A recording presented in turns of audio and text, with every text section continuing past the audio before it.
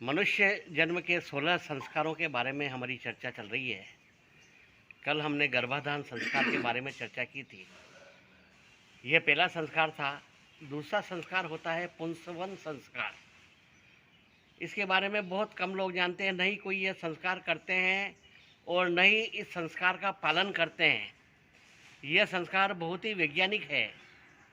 यह गर्भाधान के तीसरे महीने में संस्कार किया जाता है। इसमें गर्भवती माता की पूजा की जाती है, गर्भ की पूजा की जाती है, क्योंकि तीसरे महीने जो गर्भ में शिशु होता है जातक, उसका विचार तंत्र तीसरे महीने से विकसित होने लगता है और उसे उन सब पोषण आहारों की ज़रूरत पड़ती है जिससे उसका गर्भ पुष्ट होता है और वह गर्भ में पुष्ट होता है। माता को ऐसे आहार दिए जाते चालू किए जाते हैं जिससे वह गर्भ पुष्ट हो और उसका स्वास्थ्य वर्धन हो, उसे किसी प्रकार का कोई बीमारी वगैरह नहीं आए। क्योंकि मनुष्य अपने जीवन में 9 माह अपनी नाभि से अन्न ग्रहण करता है, क्योंकि वह गर्भ में रहता है तो मुंह के द्वारा उसे कोई आहार नहीं मिलता है। गर्भ नाल जो माँ की नाल से उसकी गर्भ नाल जुड़ी रहती है और जो माँ खाती है वही वस्तु उसको भी प्राप्त होती है। कहते हैं कि पूत के लक्षण पालने में नजर आते हैं, परंतु उससे भी पहले पुत्र के लक्षण तो पेट में ही पता चल जाते हैं। जो बच्चा खाने की इच्छा करता है वही इच्छा उस माँ की भी होती है, वो भी खाना चाहती है।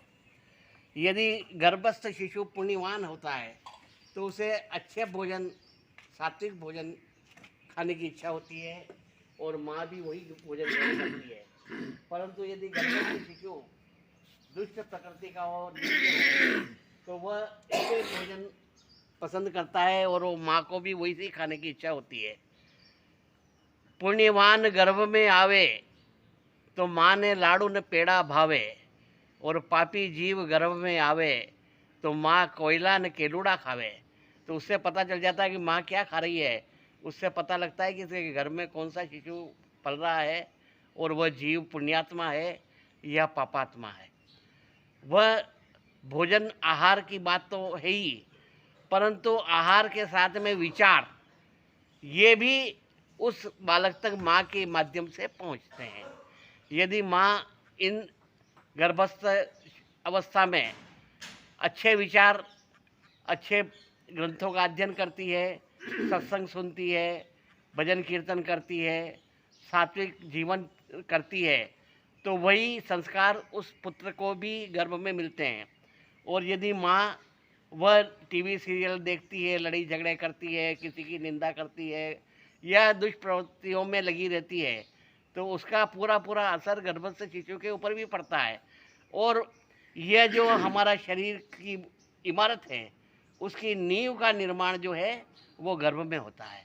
और इमारत कैसी रहेगी ये उसका नींव जो है वह तय करेगी। यदि उसने गर्भ के अंदर उसे अच्छे संस्कार नहीं मिले तो फिर वह अपने जीवन में कभी भी सुधर नहीं पाएगा, दुष्ट प्रवृत्ति का रहेगा, कुकर्म करेगा।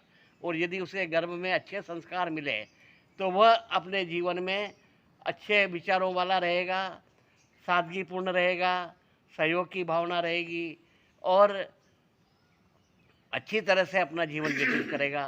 तो ये जो नींव है ये गर्भ में ही पड़ती है। इसलिए पुंसवन संस्कार का बहुत ही ज़्यादा महत्व बताया गया है कि जातक की दशा और दिशा क्या होगी इसका तय ये पुंसवन संस्कार से ही किया जाता है। जब विचार तंत्र विकसित हो जाता है तो गर्भ में शिशु को सब पता लगता है।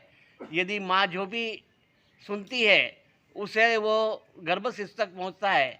जब अर्जुन ने चक्रव्यूह तोड़ने की कला सुभद्रा को बताई थी तब अभिमन्यु उसके पेट में था और वह सब सुन रहा था, परंतु सुनते सुनते से नींद आ गई तो उसे चक्रव्यूह तोड़ना तो आ गया पर उससे बाहर निकलना नहीं आया।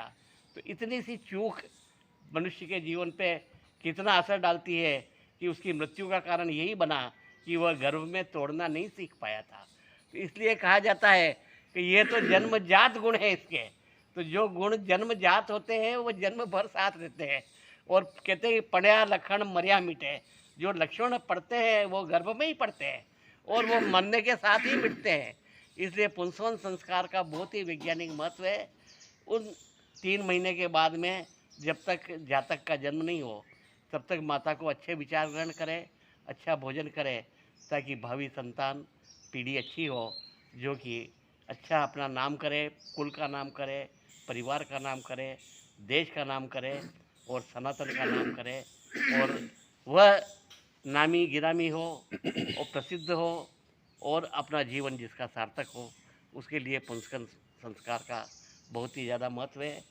कल सीमांतोन्नयन संस्कार क्या होता है, ये भी जब शिशु गर्भ में होता है तभी किया जाता है। उसके बारे में हम कल चर्चा